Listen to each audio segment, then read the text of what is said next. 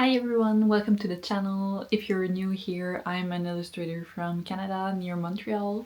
I create merch based on my illustrations and I sell them in my online shop, but my main source of income is still in-person conventions and markets. And I thought I'd do a 2024 event recap of all the events I did and what worked for me and what didn't work.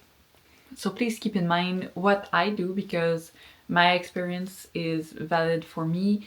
You can probably relate to some of the things I will say in this video, but everyone has different experiences depending on what everyone sells. So for me, that's enamel pins, stickers, mini prints, keychains, and lots of cute little trinkets that are based on themes like frogs, space, K-pop, and cute little ghosties. So as I said, if you sell different things than me, you might have a different experience at a market. So you might like a market that I didn't like. So final disclaimer, these are just my opinion based on my experience. So in 2024, I attended 16 events, which were spread out into 31 days. So that's one full month of market and conventions for me. I also have a full-time job, so when I counted all the days together, that's a lot of days. I went to 4 cities last year. So of course I had conventions in Montreal, which is my home base, but I also went to Ottawa, Toronto, and Quebec for the first time. I'll post a picture here of my income streams for 2024. You'll see that for my conventions and market revenue, it accounts for 83% of my income, so it's really the biggest part of my income as a small business. I wanted to try to have as many markets last year because it's really the only way I make money these days. Online sales are really hard for me because I'm not super good at marketing, at least I think that's what happens. So markets are really the best thing for me. And I tried so many just to try them, not all out, obviously there's a lot of markets, but I wanted to try the ones I thought that would work for me. But as you can expect, some of them didn't really work, or if you watch my previous videos you already know this. So there's events that I will go back to and there's events I won't go back to. So I separated them in 4 categories. The last category would be shows that I would not do again. The second to last category would be shows that I'm not saying no forever, but I probably won't do them again this year at least. Another category is the good shows that I will try to do again. And there's the final category, which is the S-class category, which is my best show that I really want to do again in 2025. So if I start from the bottom, I have 3 shows in the would not do again category. The last one is K-Thrift. K-Thrift is really not a space for artists, I feel like. It's really more of a garage sale event for people that have K-pop albums or photocards they want to sell. So even though they advertised it as a place also for artists, the customers weren't looking for that. So that's why it's at the last place of my category. At number 15, we have Art of Love Showcase. So this event was a dance show with a small market included. Even though I did terribly, I didn't put it last because it was a dance show with Artist Alley. So it wasn't supposed to be the main event. And it just happened that nobody really wanted to shop at that time. So that's just something that happens. We had to try it. I wouldn't do again some type of dance show that is completely different than a shop setting. At number 14, the last of the not doing ever again category is Lan ETS. I think every artist who done it this year are traumatized by how slow it was. And part of why I put it in the would not do again category is because of the table price. It was so expensive at $150 for such a slow market. Then again, it's the same problem as the previous ones. It's more of a competition for video games and like computer party than an artist alley. So the attendees were mostly there to play games and there wasn't too many people going into the artist alley. It was mostly just artists stretching their legs for the entire weekend. And yeah, it was super long and a little bit boring. And I wasn't even there for the 3 days. I missed the first day because I was at a concert in Toronto. So even by missing the first day, I was still so bored. So would not recommend. If they lowered the table price, I would maybe think about it again, but let's be serious, it isn't worth it anyway. Then we're going into the category of not doing again this year, but maybe in the future. These are shows that weren't too bad. I just don't want to do again this year for different reasons. So at number 13, I have Oua Rêverie, the October edition. I think this one happens at maybe a weird time where people don't really want to shop because it's close to Black Friday and the holiday markets. So there wasn't any people shopping, and Oua Rêverie has a high table cost, I feel like.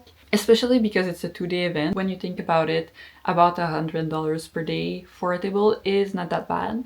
But since it's both Saturday and Sunday, it makes for an expensive market when there's not much people going on Sunday anyway.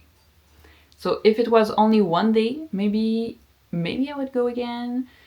But yeah, so far I didn't have a good experience. And there isn't enough attendees going to this market specifically for me to go back and use my entire weekend on this. At number 12, I have the KFM Winter Market. This one, my vlog was not too long ago about it. This market only happens on a Sunday, which is not the best day, I think, to organize an event because a lot of people just want to stay in on Sunday. Just overall, there's not a lot of people shopping for art stuff, I feel like. Or at least my stuff isn't selling as much there in my experience. So maybe I need new products because it's the same people that see my art over and over again at this market that I attended 3 times already. So even though I add 1 or 2 new products every time, it's like not enough for me to make enough money to go there. So if we go at number 11, it's another Oua Rêverie market, the one that happened in May.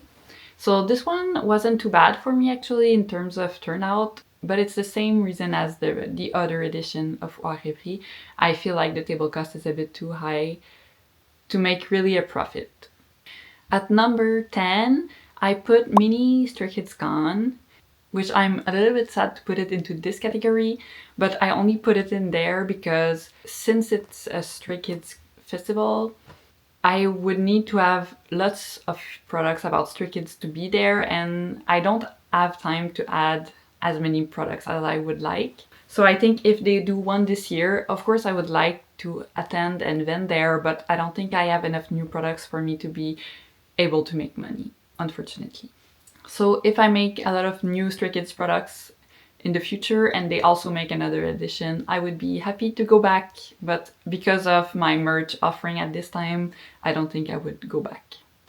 And then at number 9, there's the KFM Spring Market, so it's the same as number 12, and it's the same reasons. Basically, there's not enough people going and maybe I don't have enough new products. But also the crowd mostly is there for the free activities like the dance performances and the photo card trading. So maybe it's not a space that I want to be as often if I want to have breaks in 2025. I have a bit more time for drawing.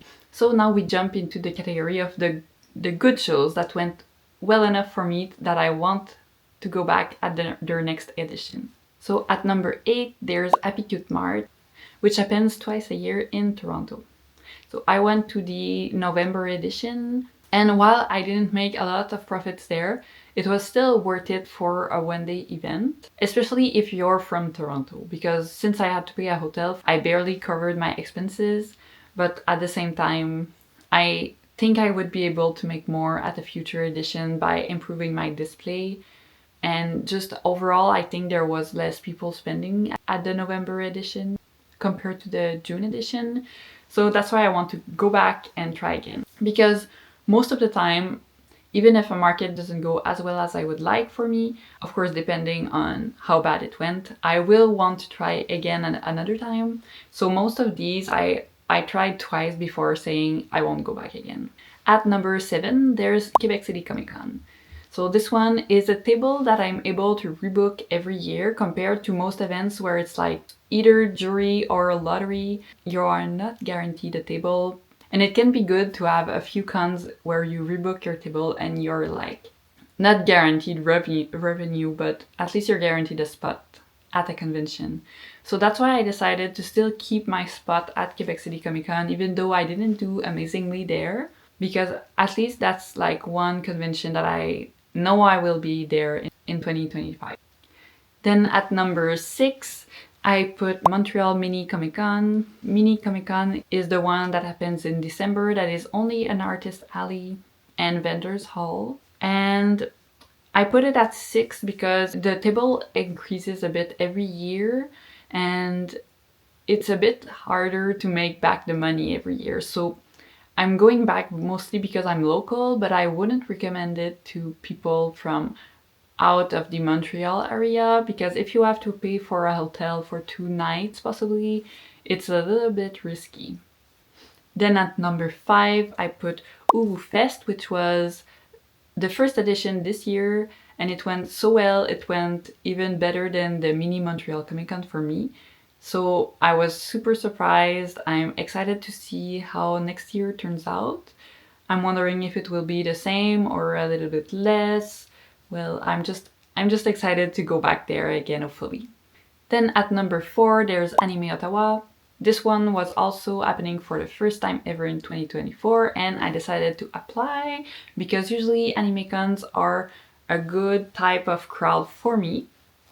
It turns out that there was not that many people attending the first edition, but still enough to cover all my expenses. So since it's the same company as Quebec and Montreal Comic Con, I decided to rebook because that's the only company that allows rebooking in my area. And hopefully next year there will be more people attending, because 2024 was only the first year, so I'm guessing it can only go better from there.